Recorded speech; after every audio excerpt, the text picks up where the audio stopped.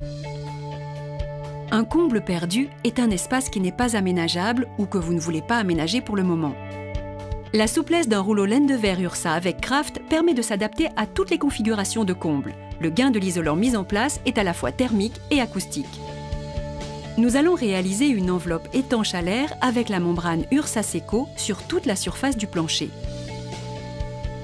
On doit dépoussiérer le plancher et la base des murs sur 10 cm pour le futur collage de la membrane.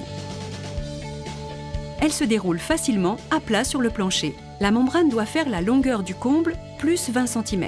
On coupe au cutter en suivant les repères de coupe et on relève de 10 cm. Dans les angles, le pare-vapeur Ursa Seco est replié en cornet. On déroule les laies de membrane Ursa Seco en les chevauchant de 10 cm, ce qui est rendu facile par le quadrillage. On réalise des raccords sur la membrane Ursa Seco pour la rendre étanche à l'air et à la vapeur sur toute la surface. L'adhésif universel Ursa Seco va nous servir à raccorder les laies entre eux.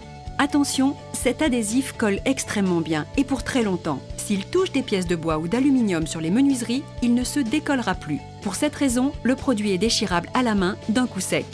Appliquez l'adhésif le long des chevauchements entre deux laies. Si lors du déroulement il se forme un pli entre deux laies, recouvrez le pli avec un morceau d'adhésif posé à 90 degrés. Marouflez le produit à la main. Après avoir raccordé les laies, on colle la membrane au mur périphérique au mastic-colle Ursa Seco. L'adhésif ne peut pas être utilisé car le mur est une surface trop rugueuse. Le mastic, lui, va rentrer en profondeur dans le mur, quel que soit son état.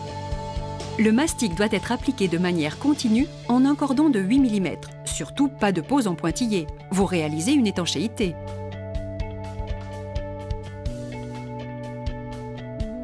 En marouflant à la main, on sent que le mastic s'écrase bien au mur et en continuité. Tout manque est immédiatement visible. On traite d'abord les parties courantes du mur et on finira par les angles pour moins tirer dessus. Mise en œuvre du rouleau laine de verre Ursa avec Craft. Démarrons la mise en œuvre du rouleau laine de verre Ursa avec Craft. Attention, la laine est bien comprimée. Anticipez l'endroit où vous voulez que le matelas se déroule tout seul. Ne secouez pas le rouleau, il va reprendre naturellement son épaisseur en très peu de temps. Le rouleau de laine de verre Ursa vous évite tout effort inutile et apporte du confort de pose.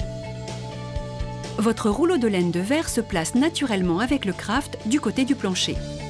La laine de verre doit aussi bien être en contact sur sa tranche qu'avec tous les murs périphériques. Traitez le reste du comble.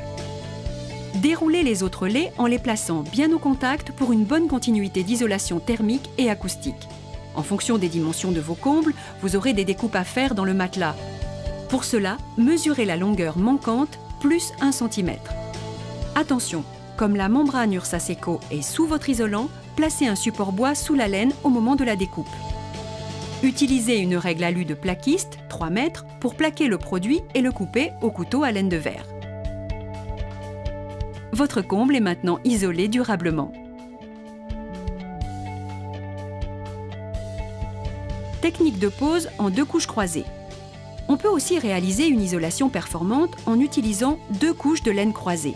On disposera d'abord la première couche comme précédemment expliqué, déroulez la deuxième couche perpendiculairement à la première avec un rouleau laine de verre nu Ursa car il ne faut pas placer de pare-vapeur entre les 2 couches de laine. Comme pour une solution monocouche, votre comble a une isolation performante aussi bien thermique qu'acoustique.